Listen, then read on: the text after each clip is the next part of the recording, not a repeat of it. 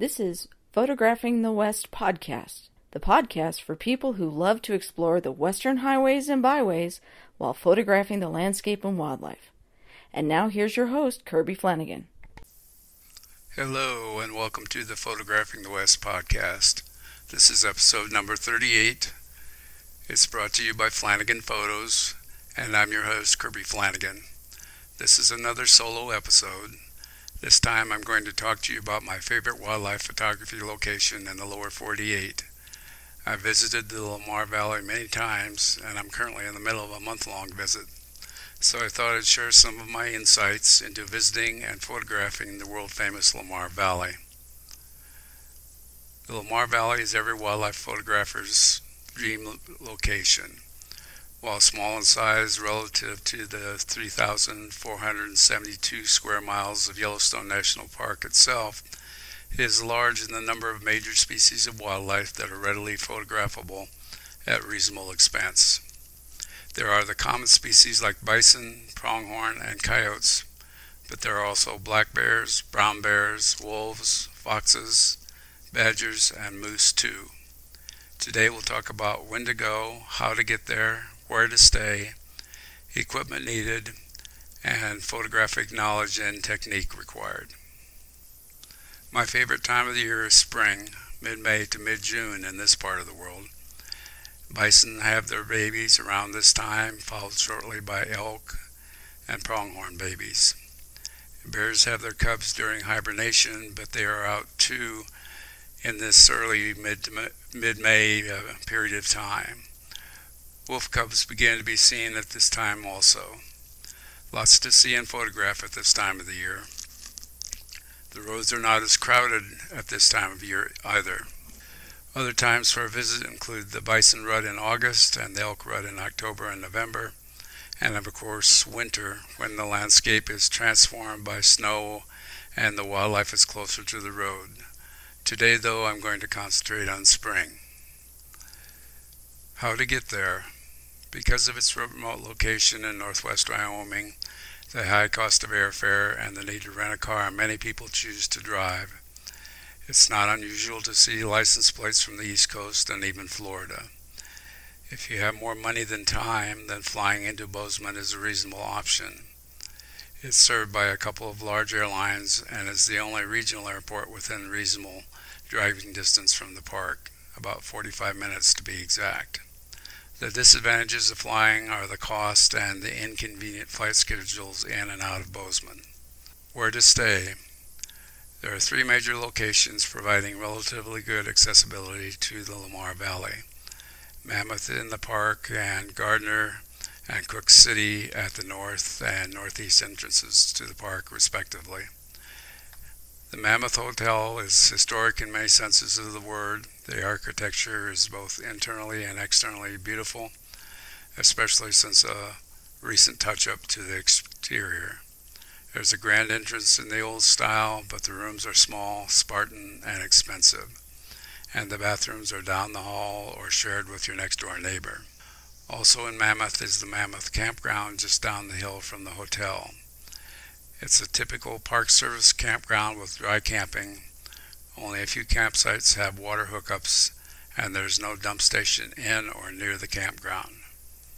And there's no electricity either. Camping is allowed for up to 30 days in the off-season and 2 weeks in the high season. There are no reservations. It's strictly first come, first served. And even in May, there's a line of people wanting to get in early in the morning, especially around the Memorial Day weekend. It's open 365 days a year, which is the good part. There are smaller campsites at Slough Creek and Tower Falls for tents and smaller RVs, which tend to open in mid to late May. In the small town of Gardiner, Montana, population a little bit over 700, and just across the state line, there are many hotels, mostly local ones, with a few chains like Best Western. There are also two RV parks. Rocky Mountain RV Park is in Gardiner itself, just north of the Yellowstone River up a fairly steep hill. It has full hookups and small rental cabins, is well maintained and quiet. Yellowstone Rv Park is 5 minutes north of Gardiner, a steep drive downhill, and right on the Yellowstone River itself. Again, it's very well maintained, clean, and quiet. Both RV parks need to be reserved in advance because of the high demand and a limited number of sites. Reserving 6 months ahead is not a bad idea for both hotels and campgrounds. Quick City's prime advantage is its close proximity to the Lamar Valley. You're literally 10 minutes away from it. The advantages pretty much stop there. There are no commercial campgrounds of any size in or near town that I've been able to find, and the Forest Service campgrounds open late because of the elevation and the snow. There is one Super 8 hotel and a couple of local ones on the main highway through town. There are many rental cabins scattered about, and there are few places to eat or get supplies, so it's mostly location, location, location. It probably goes without saying, but fill up your vehicle before entering the park, as the only gas stations in the park are in Mammoth and at Tower Junction, and both are expensive. And remember, even in Mammoth, it's a 30 to 40 minute drive to the Lamar Valley on hilly roads with wildlife crossing or standing in the road while you drive in the dark. Speaking of driving in the dark, that's the best time to be there. The wildlife are the most active then and closest to, if not on the road. Particularly wolves and bears are best seen early. Though you may see them later in the day, your chances at other times are fewer, and your chances of getting a good shot grow less as the day progresses. Why, you may ask? People who get in your way, people who jam the parking lots and roadsides, and people who disturb or scare the wildlife off. People who don't like getting up before sunrise.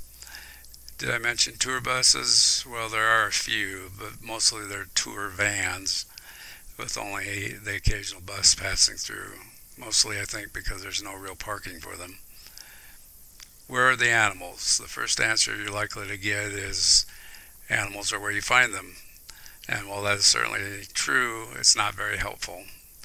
But wildlife in general are creatures of habit, and there are well-known locations for a few species. So let me describe those to you. Bison are everywhere in the meadows of Yellowstone, but especially so in the Lamar Valley. They're easily approachable, but remember that more people are killed by bison than bears in Yellowstone, so keep your distance.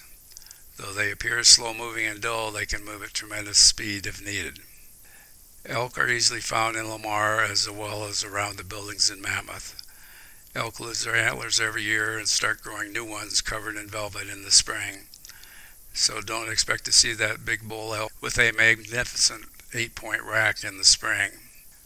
Pronghorn are fairly common in the Lamar Valley as well as in the meadows between Roosevelt Arch and the Ranger Check Station a mile or so down the road, and near the old Yellowstone Highway that starts just before you enter the Roosevelt Arch in Gardiner. Black bears with cubs are frequently seen near Tower Junction and up the hill from there. Expect to find bear jams and rangers and very limited parking in this same area. So get there early. There are reliably black bears with cubs on both sides of the highway above Tower Junction and before the calcite springs pull out, and you'll probably want to photograph both. Realize that both are not usually there at the same time, however. My preference is for the bear family on the west side of the highway, as the ground is more open and the bears closer to the highway.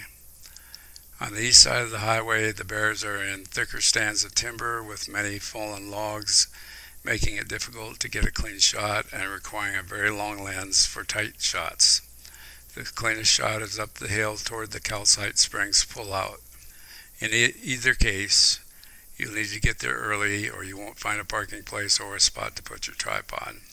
It's difficult to provide you a precise time because it varies from day to day, but try around 8 a.m., pick a spot, and be patient. Another spot worth checking out for black bears is the short road up to the petrified tree, which is well marked and is just before arriving at Tower Junction on your right. One other point, while these bears are typically black bears, there are cinnamon colored black bears also, usually elsewhere in the valley. So a brown bear does not mean a grizzly unless it has the characteristic hump between its neck and shoulders. Wolf packs have spread throughout the park, but a reliable place to find one is above Slough Creek Road. Look for groups of folks with spotting scopes pointed up the mountainside. Take the gravel road into Slough Creek rather than stopping at the entrance to the Slough Creek Road, which is people looking at brown bears up on the mountainside. The wolf watchers are actually further down the road on either side and look for people with spotting scopes pointed up at the mountainside. Most of them are happy to share their spotting scopes and wolf knowledge if asked politely. If you're very lucky, you may stumble across a wolf kill, usually an elk, somewhere along the highway in the Lamar Valley or elsewhere in Yellowstone.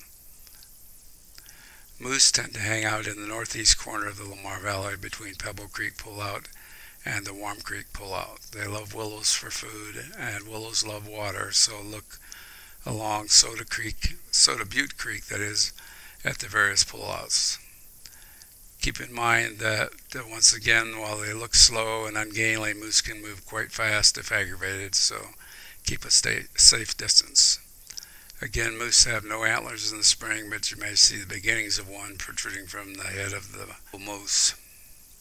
Red foxes are seen near Yellowstone picnic area and just east of there. I've seen them at various times of the day and so can't provide a specific time, and they're usually traveling quickly, so considerable luck is involved in seeing and photographing them. It's somewhat easier to find them in winter when they are actively hunting during the day and their color contrasts with the snow. Both they and coyotes hunt in the snow by listening for prey under the snow and then leaping into the air and landing face first in the snow to capture mice and voles.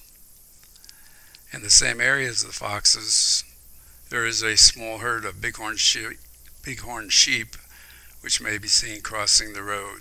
They are slower moving than the foxes and frequently stop traffic.